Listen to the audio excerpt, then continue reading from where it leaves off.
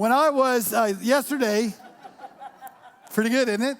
Yesterday I went to a revival. Like I haven't been to a revival, a legitimate revival. It was actually, believe it or not, at a Methodist church.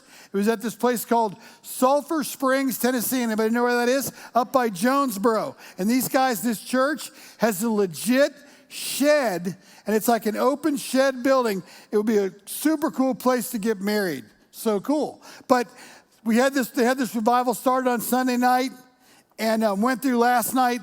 A friend of ours who is a United Methodist bishop in Alabama was the preacher for those 4 nights. His name is David Graves. He's actually taught here on Thursday a couple times and taught on Sunday morning at here at Cokesbury. So anyway, David was the preacher, and it was legit revival. And something Terry said when she was into that last song really got to me, which was, you know what, which I've talked about this before, but heaven, she said, heaven isn't something, did you hear this? Heaven isn't something out there. Heaven isn't something where you're working to become a Christian, you become saved by Jesus, and so, you know, you get baptized and you are like, and now an insured Christian, right? And so you have insurance policy, and all the way 200 years from now, or whatever it is when you die, well, then you're good because you're going to heaven. It's like, man, if I was going to talk to somebody about being a Christian, I would not use that concept as being something that I would think was all that attractive. Amen? Because like dying is a long way away. Dying is not like, it's like to guarantee you're going to be good when you die. All that is true. But I mean, why don't we talk about now? How would that be? And what she was saying is heaven is occurring right now in our lives. Whether we accept it or not, know it or not, God is working out heaven in all of us. He's working it out tonight. The thing about that got me about last night with the revival is, you know, I don't think in church we really take the understanding of revival all that seriously. Like, when most people think about revival, they think about people getting smacked in the head and falling over on somebody's arms or whatever like that. You know, you think about typical sort of angels. Yeah, I mean, I think those people get knocked out. That's what I think. I mean, you smack them in the head hard enough, they get a concussion, you knock them out, and of course they're going to fall back. Amen? Then they drag them off the stage. God knows what happens to them after that. Right? Could be true, right? But anyway, the thing about revival is that's the way we look at it, but I have a whole different understanding of revival, and this is what it is. I think we need revival tonight. I mean, I think every time church opens, there ought to be revival. What revival is dead people come back to life. Amen? Dead people come back to life. Hopeless people come back to life. People with no sense of who they are come back to life. They get known. People that have no hope come back to a place of hope. People that feel worthless come back to a sense of value. Revival is about Jesus taking hold of the parts of our lives that we can't figure out how to take hold of and that we aren't going to be able to control. Amen? Revival is what it's like when God says to a guy that had been dead for several days in a bed, look, slick, you got to get up. Like when Jesus speaks into dead people, they get raised from the dead. That's revival. It's like, well, I've never been dead. It's like a lot of us in this room have been dead. We've been dead in the heart. We've been dead in the spirit. We've been dead in the head. We've been dead in our thinking. We've been dead in our attitude. We've been dead a lot, amen? And revival happens when Jesus says, I'm going to take a hold of the dead and I'm going to bring it to life. And that's kind of what I want to talk about tonight is this whole thing about how do we inspect who we are. We've been talking about what do you do when you got to go on a road trip. And so last week I said you got to know where you're going, amen? And so I whipped out a trip tick that 9/10 of you had no idea what it was because it would be on your phone now. But it was like a destination map. And tonight I want to talk about what do you got to do when you go on a trip? What do you got to inspect? If you're going to take a trip, and I'm talking about a trip meaning like I'm talking about learning what it's like to experience sobriety. Not like revival. Here's another revival piece. Revival, for all of us, has nothing to do with, I used to drink a lot and I stopped. I used to do a lot of drugs and I stopped.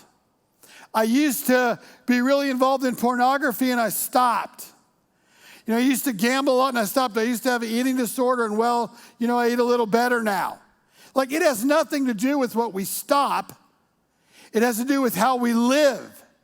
It has nothing to do with our behavior. It has everything to do with our hearts. And revival is always about our hearts.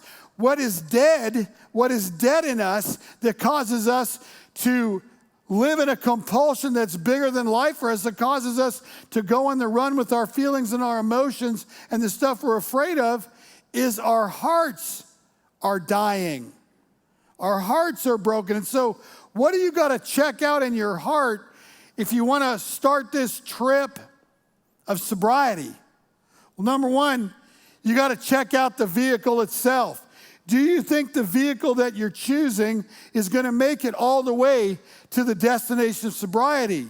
You gotta decide if what you're going to use, what you're going to get there in, is roadworthy, right? And there are a lot of things that we use to get there. We sometimes decide, maybe if I just use a little less of what it is that's helping me to stay on the run, it'll be better. People will get off my back, it'll be better. That isn't a roadworthy vehicle. Maybe we decide that something that, I'm taking horrible care of myself. I'm taking horrible care of my relationships. I'm taking horrible care of my heart. I'm not letting God take care of me in any way. So I have a broken down vehicle. That one's not going to take you to sobriety. You got to think about what's going to get you there. You got to inspect the experience of others. Sometimes it's just true that our best attitude and our best thoughts and our best willpower, matter of fact, it's always true that all of that isn't a roadworthy vehicle to get you to sobriety. Amen? It is going to take the experience and the strength and the hope of other people to get you there. Amen? It's going to take that. It is the guy I'm talking about in the Bible that died, his name was Lazarus. It does not say in the story, Lazarus was dead for several days. On the fourth day or whatever it was, Lazarus decided to he had enough energy left to pump his heart a few times, give himself CPR, and he came back to life. No, it says revival is Jesus came in the room. Everybody else, this is for us codependents, everybody else was fretting, what to do, what should we have done? Jesus didn't get here on time. He didn't do it right. So disappointed. I'm so disappointed in God and what God did and all this fretting. Guess who did anything at all about the dead guy in the room? No one. Jesus walks in and that guy comes back to life. That's revival. See, there is no self-revival. There's only Jesus revival. You don't have there isn't a way to self-revive yourself. You know what self-revival is called? Relapse. That's what it's called. Relapse. Get in somebody else's car. Take their direction. Listen to their experience. Listen to their strength. Listen to their hope. And then learn. Look for the points in common. Notice that when you get in their car, what are they probably going to do? You're not going to like this very much. What are they going to do? They're going to drive their car. You're not going to drive. What? You're not going to drive. You know why? Because you don't know the way to revival. And if we took your broke back car, we would never get there. Amen? Look for the points in common of the person that is driving you. They will begin to tell you about themselves, stuff that happened to them in their experience, strength, and hope. They know something. God has put that person and that vehicle of recovery in your life to create revival. If you reject it, you just stay dead longer. Amen? If you reject it, you just stay dead longer. People are forever. I recommend people sometimes not at this stage, not in the early stage of recovery, but somewhere down the road, someone hits a log jam. I go, maybe therapy would help you to really work on this part of your life. They almost always reluctantly agree. So they go see a therapist. They call me up. You know that therapist? I mean, you told me to go see? Yeah. You know, I don't feel like I really like her. It's like, look, dummy, you're not supposed to. They're like digging around in your life. They're calling you out of death. This is Jesus working through them. This is revival. No one said it was going to be pretty. No one said it was going to be nice. That's called death. When you're dead, everyone stands around you and they like ooh and ah and talk about, they lie about you, what a great person you were and all this stuff. They forget every single thing that really happened and they just go on and on and on, put up nice flowers. But guess what? At the end, there's no revival. You're still freaking dead. Amen? When Jesus walks in the room, he says, get up. You get up, you got junk all over you. The guy that I'm talking about, he had been wrapped up like a freaking mummy. He was like dead. They had that boy completely dead. He had to get up. It was unbelievably uncomfortable. He had rigor mortis or whatever you call that. Is that what that's called? Rigor mortis? That's like when you're dead and you're stiff. That's right, isn't it? I don't even know I knew that word. You have rigor mortis, spiritual rigor mortis. You're freaking dead. You can't even move. Think of that guy's legs. Think of his knees, man. He's uncomfortable, right? Jesus says, get up. Take, what are you dressed up like a mummy for? Take the mummy clothes off. The guy didn't even realize that's the only clothes he probably had on, but who cares? Revival. You start off naked like a baby. That's revival. Amen? When you go on this trip, you got to think about what tools you're going to take with you. I will guarantee you that no tools that you currently have to deal with your life spiritually or emotionally are going to take you to sobriety. I will guarantee that somebody is going to have to give you those tools. Somebody is going to have to give you those tools. Do you have a spare tire? Are you ready for the eventuality of difficulty in your life? Are you ready for the eventuality of disappointment? Do you have a spare? Do you have jumpers? Are you ready to deal with adversity? Nobody ever said sobriety is freedom from adversity. What we say is sobriety is the opportunity to deal with adversity in a way that we're going to keep experiencing revival. Here's a question, like when I'm in the middle of my trip, something I got to inspect is, am I starting to blow off my limitations? Like when I first start this trip, I realize it's not my car. I can't drive it. I don't have the money to put in the gas. I wouldn't know where the gas station was. I'm completely vulnerable to this person that's showing me the way. Experience, strength, and hope. Along the way, though, I decide, man, I think I might have this. And then my limitations go away, and I think, I don't really got to go to meetings. I don't really got to talk to anybody else in the program. I don't really need the fellowship or anything. I got this. That's a limitation. That limitation will get you dead. That limitation will get you using again. I guarantee it. It will get you believing you can drive your own car. It's a phrase like this: it's fine. It's fine. It's just fine. I'm fine. Man, when that word comes out of you, when those two words come out of your mouth, I want you to look at this next picture because that's what needs to happen. Right? Check engine. When the check engine light comes on, now if this is if these are my daughters, here's what they do. The check engine light comes on, they just automatically call me. Hey, Dad. There is a yellow light on in my car. What does it mean? I go, here, wait a second, let me tell you. I don't know.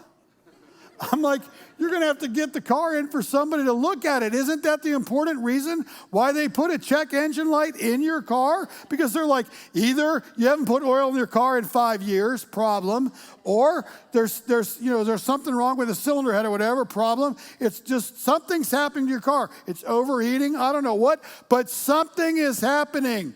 When you can keep driving with the check engine light on, you are jacked up. Amen? Again, that's called relapse. That's called getting back to stinking thinking. That's called being in a lot of trouble. And that's called putting the mummy clothes back on yourself and deciding that you're heading toward death. when the check engine light comes on in our lives, we need to get help. Amen? We need to get help. Now, maybe it's true that the check engine light would have never come on if we were taking better care of our recovery. Maybe it came on because of some level of adversity. Sooner or later, though, that thing's coming on. And when it does, it is absolutely time to pay attention. What is it going to take? What is it going to take for me to get to sobriety? What is really going to take me to sobriety?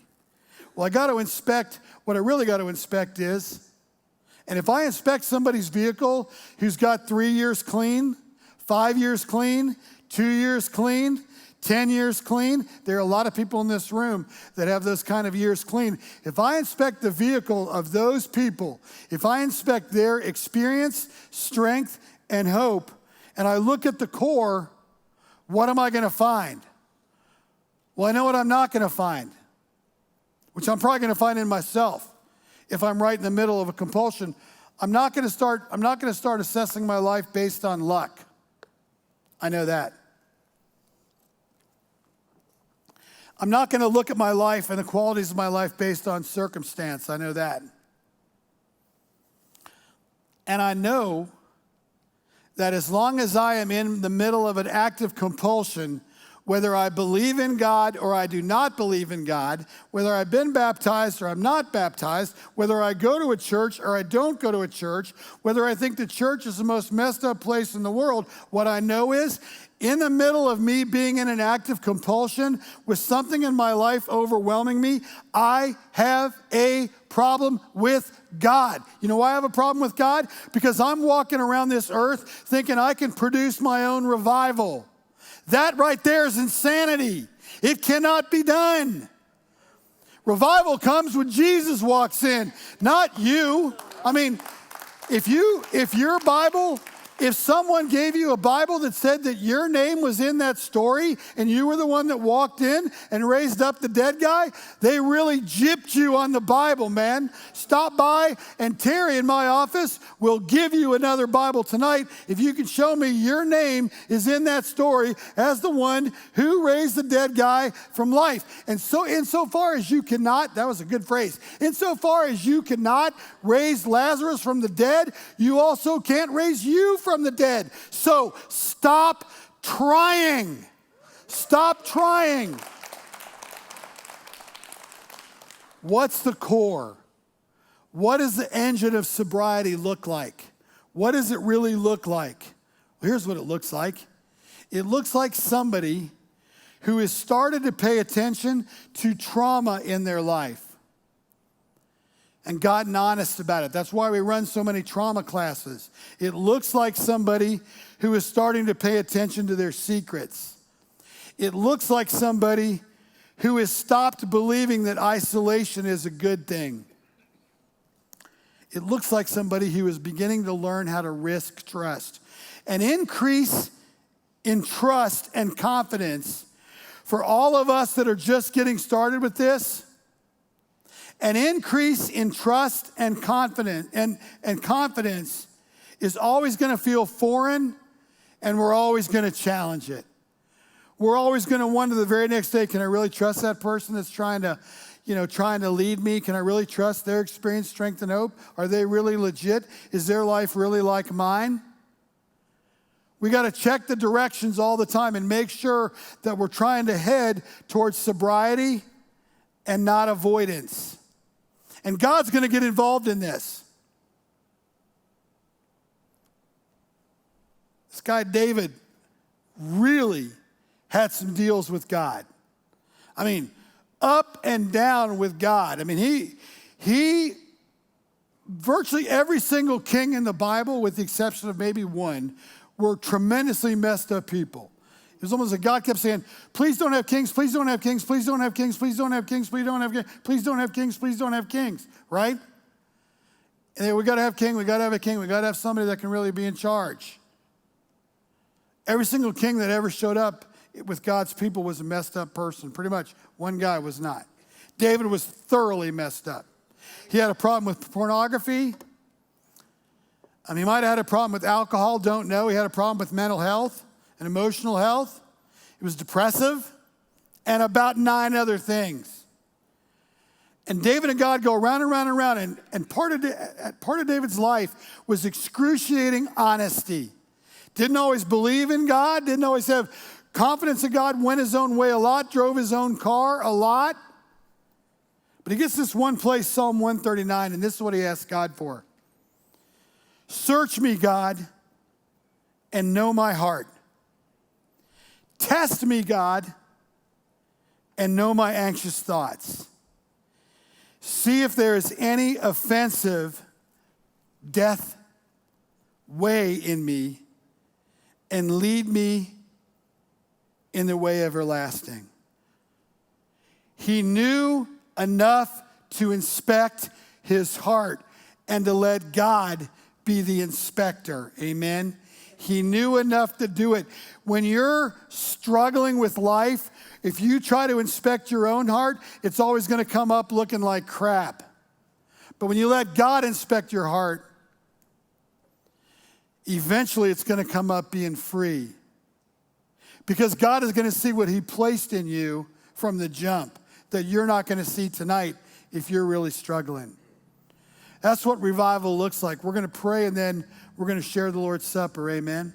Sweet Jesus, we thank you so much for this room, for the people in it. We thank you for people that listen to what we were doing tonight from other places. We thank you for the freedom that only you can give us.